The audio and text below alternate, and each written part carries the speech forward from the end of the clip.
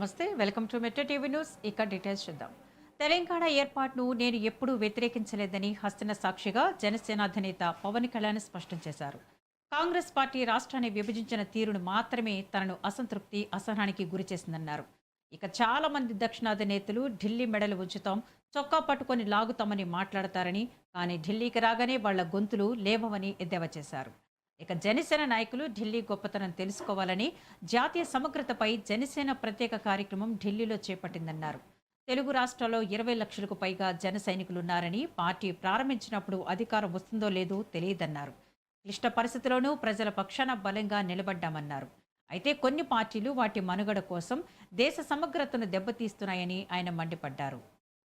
Party Andhra Pradesh రాష్ట్రాన్ని విభజించిన తీరు మీద మనం ఆవేదన వెలిబుచ్చాం తప్ప ఎక్కడ తెలంగాణ రాష్ట్ర విభజనని జనసేన ఏ రోజు కూడా దాన్ని అడ్డు చెప్పలేదు.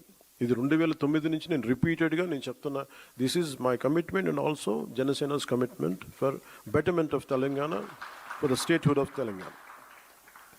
కాకపోతే కాంగ్రెస్ పార్టీ విభజించిన తీరు మటుకు ఒక అసంతృప్తిని, ఒక అశాంతిని సృష్టించింది. ఈ రోజుకి ఆ వారసత్వపు సమస్యలు ఇలాగే ఉన్నాయి, ఆస్తుల పంపకాలు కావచ్చు. అంటే ఇవన్నీ కాంగ్రెస్ పార్టీ ఆ రోజు చేసిన విభజించిన విధానం కానీ, వాళ్ళ డివిజివ్నెస్ అప్రోచ్ కానీ ఈ రోజుకి ఆ ధోరణి మారలేదు. దానికి ఉదాహరణ ఇటీవల తెలంగాణలో జనసేన సభని అనుమతులు ఇవ్వకుండా అడ్డుకోవడం. ఈరోజు ఎజెండాలు ఇది ప్రధానాంశం కానప్పటికీ కూడా ప్రతిసారి ఒక్కొక్క రాజకీయ పార్టీ తమ సొంత రాజకీయ సరిహద్దులు పెట్టుకొని ఎలాంటి విభజనలు సృష్టిస్తారో చెప్పడానికి నేను దీన్ని ఒక ఉదాహరణగా చెప్తున్నాను. 2010